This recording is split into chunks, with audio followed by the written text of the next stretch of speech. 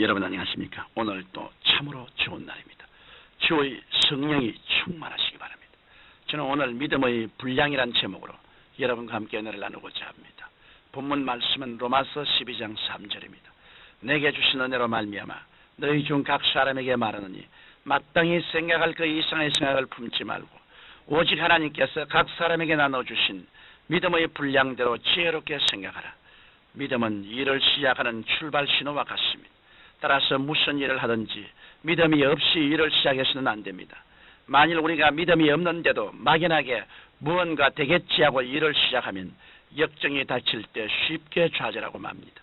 그러나 확고한 믿음을 가지고 일을 시작했을 경우에는 어떤 역경이 닥쳐와도 그 역경을 극복하고 승리할 수 있는 것입니다. 그러므로 일을 시작할 때는 반드시 확고한 믿음을 가지고 시작해야 하는 것입니다. 그런데 하나님께서는 이 믿음의 분량을 사람마다 각각 다르게 주셨습니다. 그래서 오늘 본문에 오직 하나님께서 각 사람에게 나누어 주신 믿음의 분량대로 지혜롭게 생각하라고 말씀하신 것입니다. 그러면 믿음의 분량대로 지혜롭게 생각하고 살아가려면 어떻게 해야 할까요? 먼저 믿음이 없어서 낭패당한 이들에 대해 살펴보겠습니다.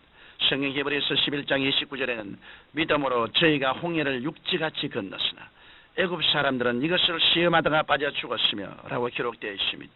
300만이 넘는 이스라엘 백성들은 모세의 인도를 받아 430년간이나 종살이를 하던 애굽에서 나왔습니다. 그런데 이스라엘 백성들은 홍해 앞에 이르렀을 때 크게 좌절했습니다. 앞에는 넘실대는 홍해가 가로막혀 있고 뒤에는 애굽 왕 바로의 군대가 질풍같이 추격해 오고 있었던 것입니다. 그들은 두려워서 하나님께 부르짖고 모세를 향하여 원망하기를 애굽에 장지가 없어서 우리를 끌어내어 이 광야에서 죽게 하느냐라고 말했습니다. 그러나 모세는 조금도 요동하지 않고 백성들에게 이르기를 너희는 두려워 말고 가만히 있어서 야훼께서 오늘날 너희를 위하여 행하시는 구원을 보라고 하며 하나님께 엎드려 기도했습니다. 이때 하나님께서 모세에게 이르시되 너는 어찌하여 내게 부르짖느냐?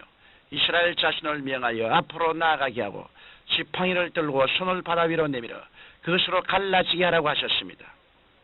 모세가 믿음으로 지팡이를 내밀자 홍해가 양편으로 갈라져서 이스라엘 백성들은 홍해를 육지같이 건널 수 있었습니다. 이것을 본 애굽 군인들은 하나님께 대한 믿음도 없이 이스라엘 백성들을 뒤쫓아 홍해가 갈라진 길로 모두 뛰어들었습니다. 그러나 모세가 다시 손을 내밀자 양편으로 갈라졌던 홍해수가 다시 합쳐져 애굽 군대는 모두 물속에 수장되고 말았던 것입니다. 이처럼 믿음도 없이 남을 흉내내거나 무모하게 하나님을 시험하다가는 큰 낭패를 당하는 것입니다. 사도행전 19장 11절로 17절에도 이와 비슷한 사건이 기록되어 있습니다. 사도 바울이 에베소에서 전도할 때 말씀의 능력과 함께 많은 표적이 따랐습니다. 심지어 사람들이 바울의 손수건이나 앞치마를 가져다가 병든 사람에게 얹으면 병이 낫고 악기도 쫓겨나갔습니다. 그런데 당시 스게바라는 제사장의 7 아들들이 이러한 바울의 역사를 보고 시험적으로 악기 들린 자를 데려다가 놓고 귀신을 내어 쫓으려 했습니다.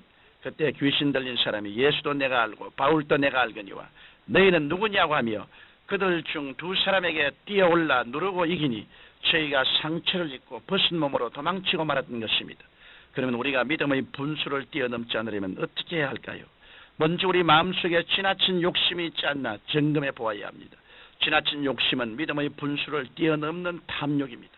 탐욕으로 하는 일은 하나님께서 도와주시지 않으시며 남과 비교하여 탐욕으로 경쟁하는 것도 하나님께서 기뻐하시지 않습니다. 그 때문에 우리는 무엇을 하든지 탐욕이나 경쟁심에서 하지 말고 자신의 믿음의 분량에 맞게 성실하게 살아야 할 것입니다.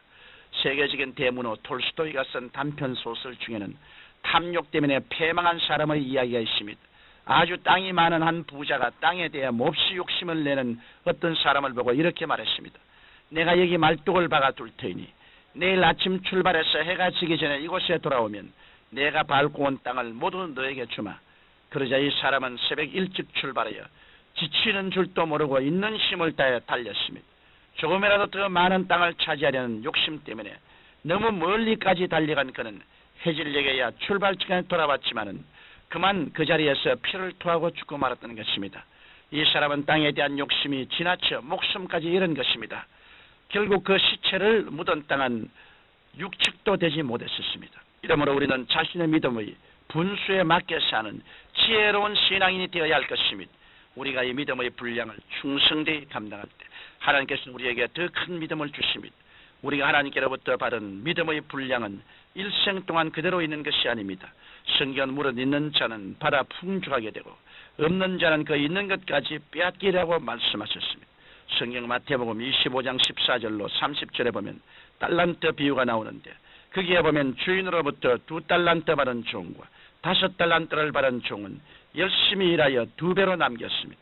그러자 주인이 잘하였도다.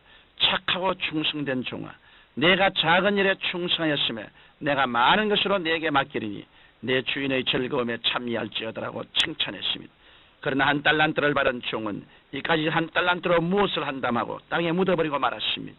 그 결과 그는 주인으로부터 이 악하고 게으른 종아, 나는 심지 않은 데서 거두고 해치지 않은 데서 모으는 줄로 내가 알았느냐 라는 꾸중을 듣고 바깥으로 대로 내어 쫓겨나게 됐던 것입니다. 예수님께서 말씀하신 이 비유에서 우리는 믿음의 분량이 점점 커질 수 있다는 것을 알 수 있습니다.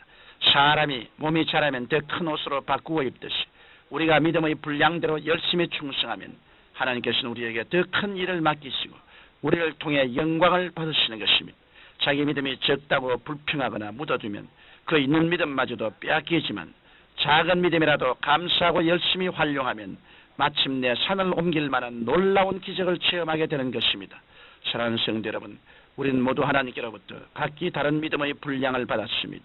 그런데 이 믿음의 분수를 뛰어넘어서도 안 되겠지만 받은 믿음을 묻어두어서도 안 됩니다.